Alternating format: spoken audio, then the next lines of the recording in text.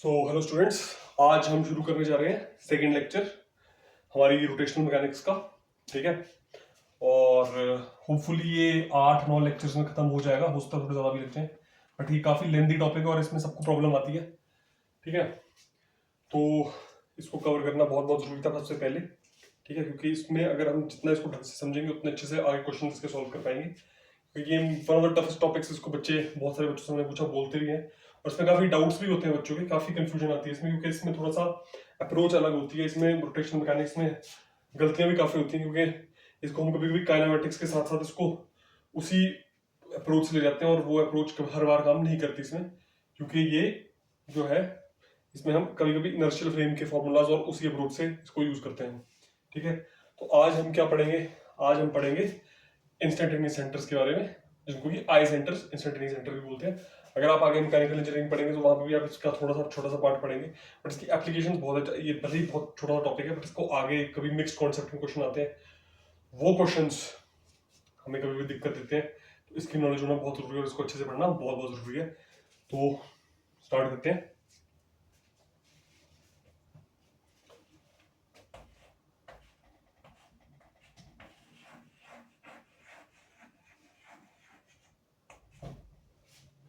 तो आई सेंटर्स, पहले आप आई सेंटर्स भूल जाओ, पहले एक सिचुएशन वो समझते हैं।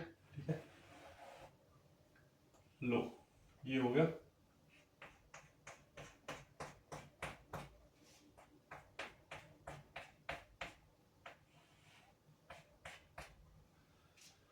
ये है, ठीक है, ये कंसिडर करो एक वॉल और एक फ्लोर है। ठीक है, और ये है फ्रिक्शनलेस। क्या है?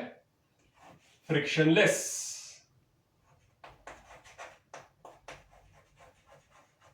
ठीक है, फ्रिक्शनलेस है।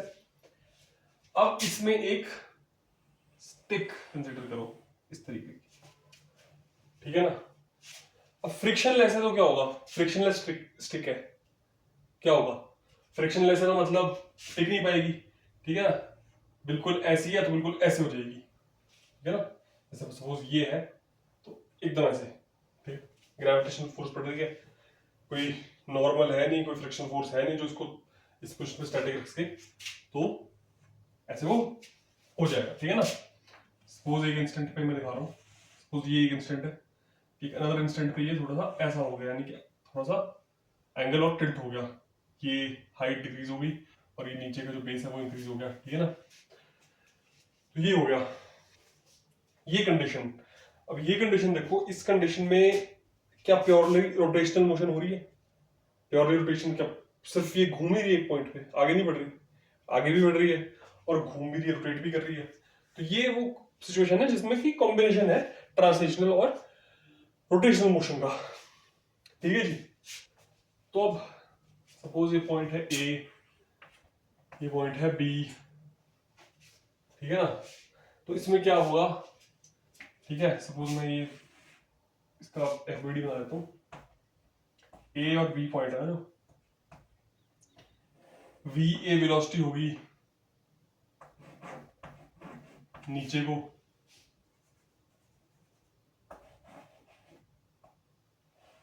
वी बी वेलोसिटी होगी आगे को। दो वेलोसिटीज है ना जी, तो ये सिस्टम है। ठीक है ना?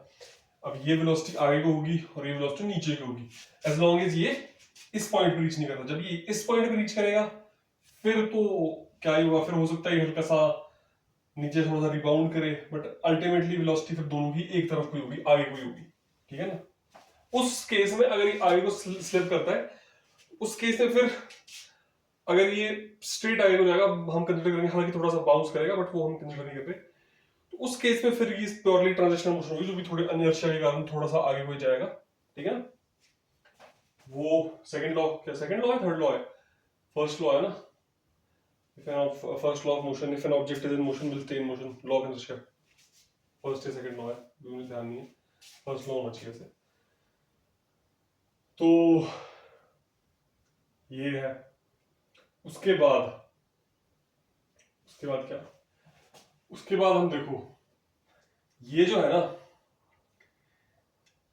अब ये हमें ध्यान देना है कि ये जो इसका रोटेशनल एस्पेक्ट है ना, अब दो चीजें हो रही है इसमें, एक हो रही है रोटेशनल मोशन, एक हो रही है ट्रांसलेशनल मोशन। जो इसकी रोटेशनल मोशन है ना, उसको हम कंसिडर करते हैं कि हर पॉइंट पे ना एक इंस्टेंट है, उस पर प्योरली रोटेशनल मोशन हम कंसिडर करते हैं। तो जो प्योरली रोटेशनल मोशन है ना, वो मोशन का अगर हमें सेंटर फाइंड आउट करना है ना, सेंटर, तो वो सेंटर हम कैसे फाइंड आउट करते हैं, हम ना जो वेलोसिटी है ना उसके साथ एक परपेंडिकुलर लाइन ड्रॉ करते हैं, ठीक है ना। ये वेलोसिटी भी है, एक परपेंडिकुलर लाइन ड्रॉ करते हैं, यहाँ भी परपेंडिकुलर लाइन ड्रॉ करते हैं, ठीक है।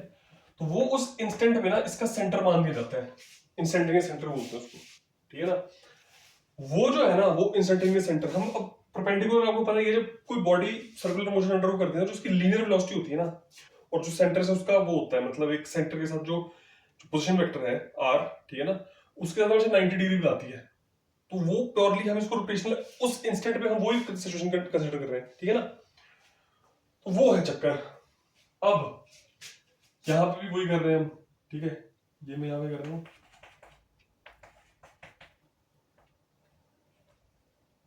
तो ये हो गया इसका इंस्टेंटेनियस सेंटर।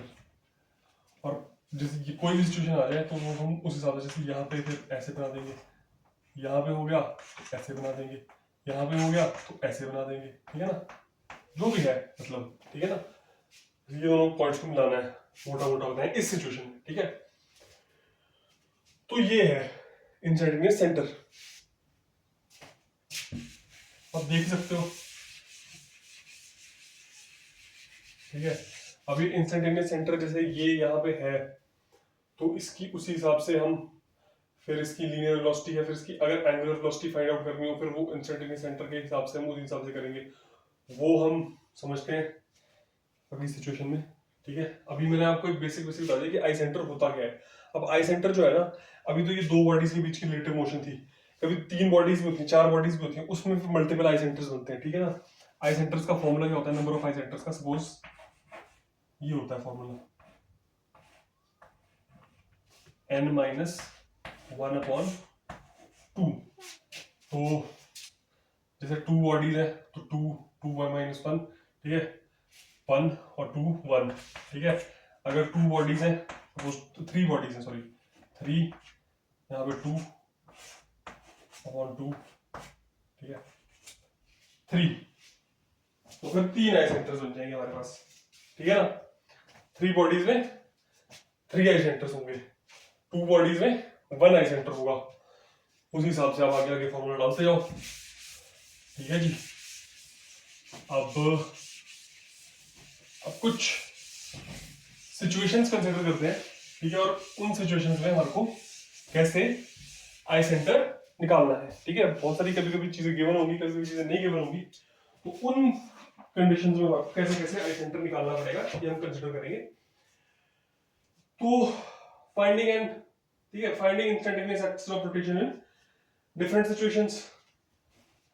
अब डिफरेंट सिचुएशंस होंगी ना, सपोज ये है पहली सिचुएशन, तो ये है सपोज ये पॉइंट ए है, ये पॉइंट बी है, एक बॉडी का, ठीक है। अब ये कर रही है कॉम्बिनेशन ऑफ मोशन, यानी कि इंस्टेंटेनियस जो ट्रांसलेशन और रोटेशन दोनों एग्जिबिट कर रही है। तो इसमें हमारे को क्या करना है, इसमें हमारे को पहले तो ये चीज कंसीडर करनी है, ठीक है। पहले एक हमारे को ये कंसीडर करना है कि सपोज इसका मान लो ये आई डिस्टेंस है, इसको इंस्टेंटेनियस सेंटर एक पर्टिकुलर मोमेंट पे, ठीक है। तो जो वी ए है ना, सपोज वी ए की बात कर रहे हैं अभी हम, वी बी की बात नहीं कर रहे, ठीक है। तो वी ए क्या होगा, वी आई, ये हमने पिछले लेक्चर आप देख सकते हैं, अगर आपको ये इसके बारे में जानना है क्या, अगर आपको समझ नहीं आ रहा, ठीक है। वैसे ये मोशन होती है combination of transitional and rotational motion की, ठीक है। जब कोई बॉडी रोटेट भी कर रही हो और ट्रांसलेशनल मोशन भी कर रही हो, तो फिर ये जो है इक्वेशन यूज होती है, ठीक है ना। अब क्या है, अब मैं आपको बताता हूँ, ठीक है। मान लो ये डिस्टेंस आर है, ठीक है, हम इंस्टेंटेनियस सेंटर फाइंड आउट कर रहे हैं ना, तो हम क्या करेंगे, अब आपको मैं बताता हूँ कि हम क्या करेंगे। हम ये करेंगे, सपोज सपोज ठीक है ना, ओमेगा की वैल्यू हम क्या ले लेंगे, ओमेगा की वैल्यू हम लेंगे, यहाँ पे ओमेगा जो है उसकी वैल्यू हम ये सब्स्टिट्यूट करते हैं, वी ए अपॉन आर, ठीक है। तो यहां पे वी आई की वैल्यू क्या होगी, 0 होगी ना। तो वो क्यों 0 होगी, यहाँ पे वी आ गया, ये आर और कैंसिल है, तो वी आई 0 हो गया। वी आई 0 हो गया तो उस पॉइंट पे ना हमने ना एक पर्टिकुलर इंस्टेंट में, वैसे तो ये ट्रांजिशनल मोशन कर रहा है, पर उस पॉइंट पे ना हमने इसको प्योरली रोटेशनल मान लिया। ठीक है, प्योरली रोटेशनल मान लिया, और प्योरली रोटेशनल मानने के लिए हमने सेंटर जो है ना, सेंटर, अगर हमारे को सेंटर फाइंड आउट करना ना, यानी कि ये आर की वैल्यू, ठीक है, इसको बोलते हैं रेडियस ऑफ रोटेशन। ठीक है, उसकी वैल्यू क्या होगी ना, आर की वैल्यू, इससे हम पता करते हैं, आर की वैल्यू होगी V A upon omega. V A क्या है, वी ए क्या है, वी है ये बॉडी है, उस पे ए पॉइंट की वेलोसिटी, ठीक है, जो भी उसकी डायरेक्शन होगी, जो भी डायरेक्शन तो वही होगी, खैर 90 डिग्री होगी हमेशा, ठीक है ना, आर के with respect radius of rotation के। ठीक है, वीबी को भी ऐसे मान लेते हैं, वीबी के साथ में सेम करेंगे, वीबी के साथ, वीबी में भी यही इक्वेशन अप्लाई करेंगे। वीबी की जो वेलोसिटी है, ठीक है, उसके 90 डिग्री की एक लाइन है, ठीक है, और 90 डिग्री की लाइन जो है ना, फिर उसमें भी जो है आर जो होगा, जो भी आर की वैल्यू होगी यहाँ पे, वो हम फाइंड बनाएंगे वी बी अपॉन ओमेगा। ठीक है, ओमेगा तो हम सेम ही कंसीडर कर रहे हैं ना पूरी बॉडी का। तो ये है, वो हम लाइन जो ड्रॉ करेंगे 90 डिग्री के परपेंडिकुलर, फिर उसमें हम आई फाइंड आउट करेंगे। ऐसे ही हर केस में अगर हमारे को आई सेंटर फाइंड आउट करना है तो इस तरीके से करेंगे, उस बॉडी का जो बॉडी ट्रांजिशनल और रोटेशनल मोशन दोनों एग्जिबिट कर रही है। ठीक है ना, ठीक है। अब कुछ सिचुएशन होंगी हमारे पास, कुछ अलग अलग तरीके की सिचुएशन होती है, वो सिचुएशन डिस्कस कर लेते हैं। पहली सिचुएशन, ठीक है, पहली सिचुएशन है when velocity of centre of mass and it's angular velocity is given. वो तो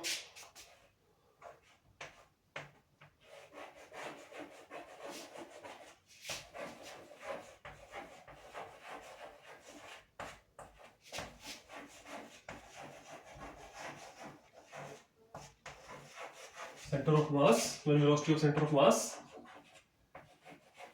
and its angular velocity is given। तो फिर तो बहुत इजी हमारे लिए हो जाता है। क्यों इजी हो जाता है, क्योंकि फिर हमारे को बस उस बॉडी, उस पॉइंट से 90 डिग्री पे, यानी कि वेलोसिटी के वेक्टर पे उस पॉइंट से होते हैं, सपोज वेलोसिटी यहाँ पे है, ये पॉइंट यहाँ पे है, हमारे को बस 90 डिग्री एंगल बनाना है, 90 डिग्री का वो बनाना है एंगल, और वो लाइन बनानी है, और किस डिस्टेंस बनानी है, वो डिस्टेंस होगा r is equal to v upon omega. ये तो बहुत इजी है। ठीक है, this situation is very very easy. Why this situation is very very easy, because we just need to know the centre of mass. Okay, from the centre of mass, suppose ये point है centre of mass, ठीक है, so we know the angular velocity omega and we know the linear velocity v, so what we will do, we will take a distance r, okay, 90 degree to the linear velocity, okay, and we will draw like the length of this as r is equal to v upon omega। is that fine? ठीक है, तो ये हम करेंगे जब हमें ये दोनों चीजें गिवन है। ठीक है, उसके बाद है velocity of 2 points is given in the body is given. दूसरी कंडीशन ये है, एक कंडीशन तो ये होगी। ठीक है, उस कंडीशन में तो हम बस आई सेंटर कैसे फाइंड आउट कर रहे हैं, कोई 2 पॉइंट की जरूरत है, सेंटर ऑफ मास की हमारे को वेलोसिटी की जरूरत है और एंगुलर वेलोसिटी की जरूरत है। एंगुलर वेलोसिटी सेम होती है, अगर एक रिजिड बॉडी है वो अगर घूम रही है, ठीक है, तो ईच पॉइंट की with respect to each other जो है टर्न वो एक सेम वेलोसिटी से करता है। ठीक है ना, इक्वल वेलोसिटी से करता है वो चीज। ठीक है ना, ये मैंने आपको पहले भी बता दिया था, आई थिंक पहले वाले लेक्चर में आपको बताया होगा उस बारे में। ठीक है, फिर से मैं रिपीट कर रहा हूं। अब ये जो है ना, ये तो हमारे को पता लग गया जब सेंटर ऑफ मास है, उसमें हमने हमारे को 2 पॉइंट्स लेने। अब 2 पॉइंट्स की जब बात आती है ना, 2 पॉइंट्स की बात करते हैं, जो सेकंड सिचुएशन है। सेकंड सिचुएशन क्या है, सेकंड सिचुएशन है velocity of any 2 points in the body is given. Second situation,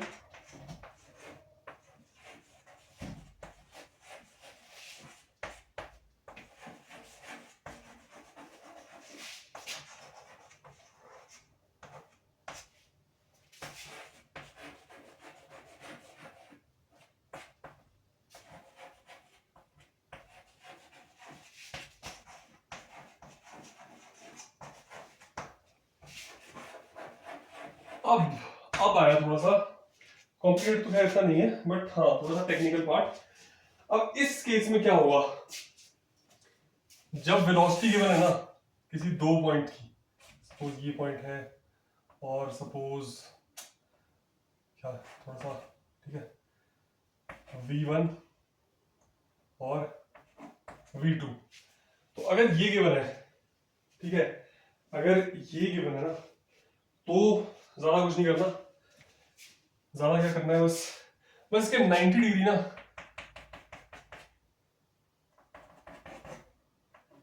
ठीक है, इसके 90 डिग्री, जैसे हमारी वेलोसिटी गिवन है, कुछ नहीं करना, इसके 90 डिग्री पे एक लाइन लेके एक परपेंडिकुलर ड्रॉ कर देना है। वो परपेंडिकुलर जहां मीट कर रहा है वो इंसर्टेनिटी सेंटर है, ठीक है ना, एक ही जगह मीट करेगा, दो लाइन एक ही जगह पे कोइंसाइड करती हैं, बाहर भी कर सकती है अंदर भी कर सकती है, बाहर भी हो सकती है इसकी डायरेक्शन, वो मैं दिखाऊंगा दो केसेस अभी, ठीक है। तो बस कुछ नहीं करना, 90 डिग्री बना देना, 90 डिग्री का एक लाइन सबटेंड कर देनी है, वो जहां पे वो करेगी कोइंसाइड करेगी, वो इसका इंस्टेंटेनियस सेंटर बन जाएगा। इंस्टेंटेनियस सेंटर का मतलब, मैं फिर से बता रहा हूं, इंस्टेंटेनियस सेंटर हमेशा चेंज होता है अगर बॉडी ट्रांसलेशनल मोशन में और रोटेशनल मोशन में दोनों है। अगर सिर्फ रोटेशनल मोशन में है तो इंस्टेंटेनियस सेंटर चेंज नहीं होगा, फिर वो परमानेंटली वो एक्सियल रोटेशन रहेगा। लेकिन अगर बॉडी प्योरली ट्रांसलेशनल मोशन कर रही है, ठीक है, फिर इंस्टेंटेनियस सेंटर एग्जिस्ट नहीं करेगा, वो इन्फिनिटी में मीट करेगा, ये लाइंस जो है वो इन्फिनिटी में मीट करेगी, ठीक है ना। तो इंस्टेंटेनियस सेंटर इसलिए बोलते हैं क्योंकि ये एक इंस्टेंट पे होता है, उसके बाद चेंज होता रहता है। फाइन।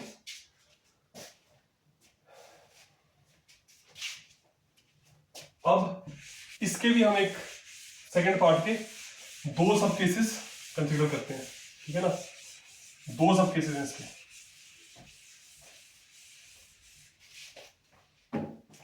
क्या लिख सकता हूं,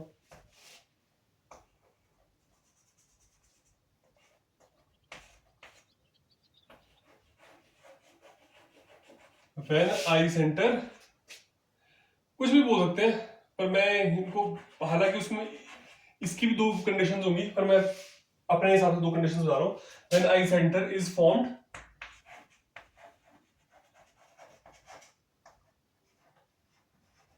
within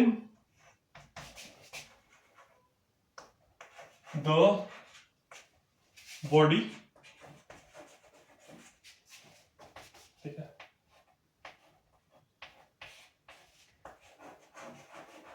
when eye center is formed outside the body,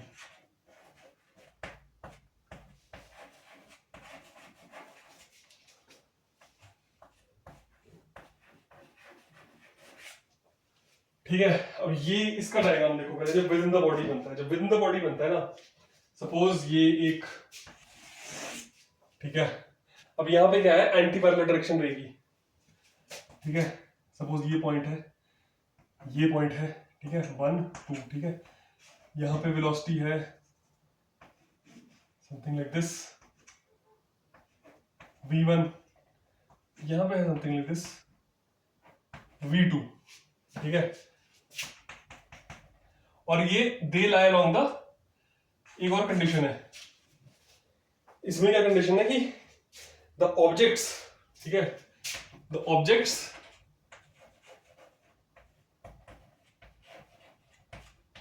lie, I am sorry मैं पहले तो ना बोला था, अलोंग द पैरेलल लाइन, क्योंकि इस पहले तो हमने बना दी थी क्योंकि वो पैरेलल नहीं है, तो एक ही लाइन हमने एक ही परपेंडिकुलर सबसेंड कर दिया था, पर जब परपेंडिकुलर सबसेंड दोनों का ही करके कोइंसाइड कर रहा है, फिर कैसे फाइंड आउट करेंगे, ठीक है ना।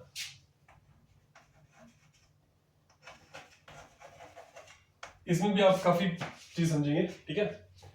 अब ये क्या है, इसकी लेंथ क्या हमारे को वो कर रही है, इसकी लेंथ बता रही है मैग्नीट्यूड ऑफ द वेलोसिटी, ठीक है, डायरेक्शन और मैग्नीट्यूड यहाँ पे दोनों की लेंथ हमारे को इंडिकेट कर रही है मैग्नीट्यूड, ठीक है ना। बस इन दोनों के मैग्नीट्यूड से एक वो लाइन खींचेगी, ये बना आई सेंटर। अब आउटसाइड कब बनेगा, आउटसाइड का यार थोड़ा सा यहां पे बना रहा हूं, ठीक है, यहां बना रहा हूं मैं,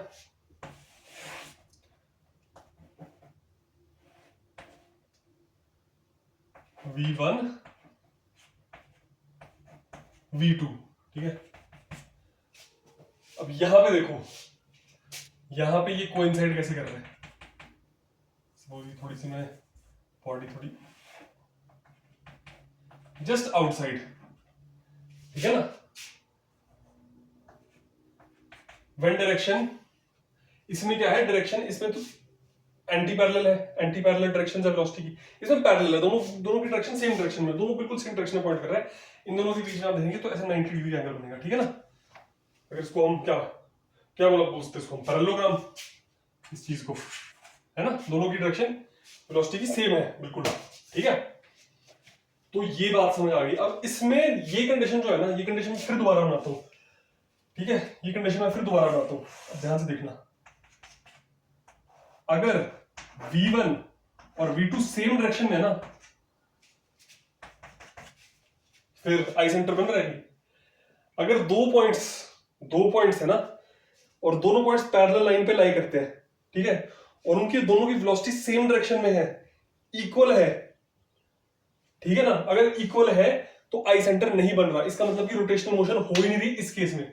इस केस में कभी रोटेशनल मोशन हो ही नहीं सकती, और ये बिल्कुल प्योरली ट्रांसलेशनल मोशन का केस है। इस केस में भले अगर एंटी पैरेलल डायरेक्शन में वेलोसिटीज है और पैरेलल लाइन में ऑब्जेक्ट लाई कर रहे हैं, उस केस में अगर इन दोनों का मैग्नीट्यूड सेम भी है ना, तब भी आई सेंटर तो बनेगा, बीच में बनेगा पर बनेगा, समझ रहे हो मेरी बात। पर यहां पे नहीं बनेगा। आई होप इसको भी नोट डाउन कर लो अपने वर्ड्स में, किसी तरीके से अगर इसको नोट डाउन कर लो, वैसे समझने की चीज है, तो नोट डाउन करने की बात नहीं, बट आप कर सकते हो इसको नोट डाउन, ठीक है ना, क्योंकि हो सकता है कभी क्वेश्चन आ जाए कुछ भी है, तो नोट डाउन करो उसको, ठीक है। वर्डिंग बता देता हूँ, वर्डिंग देखो कॉम्प्लिकेट करने की बात है, डायग्रामेटिकली कर लेना, ठीक है ना। इसमें एक ऐसा डायग्राम बना देना एक, ठीक है, और बोल देना कि प्योरली ट्रांसलेशन मोशन है। इस केस में तो खैर मेंशन करने की इतनी जरूरत है नहीं, ठीक है ना, पर फिर भी कर सकते हो। इस केस में भी अगर दोनों की बिल्कुल इक्वल लेंथ की आप बना दो, ठीक है, V1 is equal to V2 लिख लो, उसके बाद सेंटर बन रहा है, उसी की साइड में मेंशन कर देना, ठीक है। ये हमारा हो गया आई सेंटर्स, हमने पूरा समझ लिया, ठीक है ना। अब 2-4 क्वेश्चन देख लेंगे, इस पे 1-2 क्वेश्चन देख लेंगे, ठीक है।